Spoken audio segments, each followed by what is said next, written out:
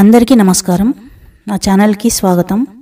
భారతీయ చలనచిత్ర పరిశ్రమలో అతిలోక సుందరిగా ఒక వెలుగు వెలిగి ప్రేక్షకుల గుండెల్లో ఎన్నటికీ చెరగని ముద్ర వేసిన తార ఎవరంటే ఆమె ఎవరో కాదు, అందాల తార శ్రీదేవి గారు.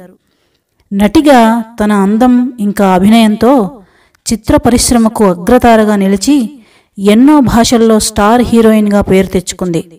1963 ఆగస్టు 13న మద్రాసులో పుట్టి తన 4వ ఏటనే సినిమాల్లోకి ప్రవేశించింది. విశ్వవిఖ్యాత నట సార్వభౌమ తారక రామారావు గారితో ఈమె చాలా సినిమాల్లోనే నటించారు. ఇది మనందరికీ తెలిసిన విషయమే. వీరిద్దరి కాంబినేషన్లో వచ్చిన సినిమాలు చాలా వరకు సూపర్ హిట్ అయ్యాయి. చైల్డ్ ఆర్టిస్ట్గా ఎన్టీఆర్తో నటించి తర్వాత పెద్దయ్యాక ఆయన సరసన హీరోయిన్గా నటించి ఎన్నో మెలకువలు నేర్చుకొని అందరికీ ఫేవరెట్ హీరోయిన్గా మారిపోయారు. ఈమె నటన చూసి పెద్ద పెద్ద స్టార్సే ఫిదా అయ్యేవారట. ఈమె నటనతో ఎన్టీఆర్ని చాలాసార్లు మెప్పించేదట. ఈమె నటన చూసి ఎన్టీఆర్ చాలాసార్లు మెచ్చుకునేవారట. అన్నిట్లోనూ ఆమెవి ఇంపార్టెంట్ రోల్సే. 16 ఏళ్ల వయసు సినిమాతో నటుడు చంద్రమోహన్ గారి పక్కన హీరోయిన్గా నటించింది. ఇది 1978లో వచ్చింది.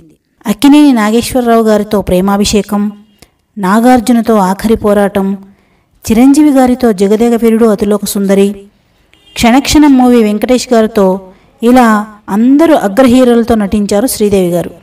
అలాగే హిందీలో కూడా చాలా వరకు సూపర్ స్టార్స్తో నటించి అగ్రశ్రేణి హీరోయిన్గా మంచి పేరు తెచ్చుకున్నారు. ఎన్నో మంచి మంచి చిత్రాల్లో నటించి ఎన్నో ప్రశంసలు అందుకున్నారు. 1996లో బోనీ కపూర్ని పెళ్లి చేసుకున్నారు. శ్రీదేవి చాలా రిజర్వ్డ్గా ఉండేవారట.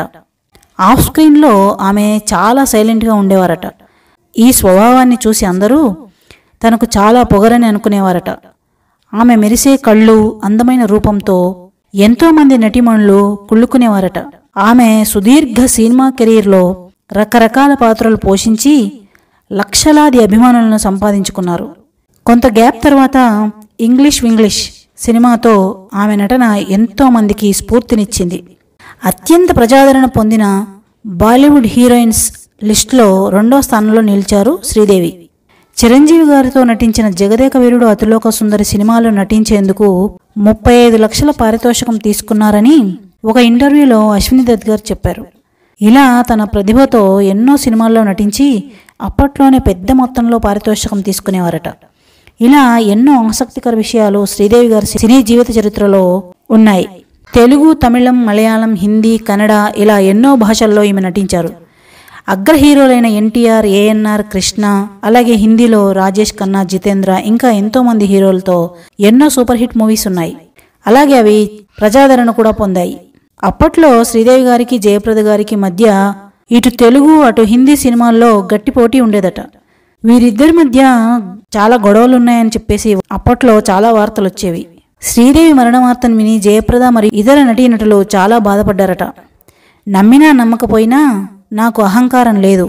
చిత్రరంగంలోకి ప్రవేశించినప్పుడు నేను నేర్చుకున్న పాఠాల్లో ఇది ఒకటి. ఈ ఫీల్డ్లో ఒక్కోసారి చాలా బిజీగా ఉంటాం, ఒక్కోసారి అసలు వేషాలే ఉండవు. నాకు జయప్రదకి ఎలాంటి గొడవలు లేవు.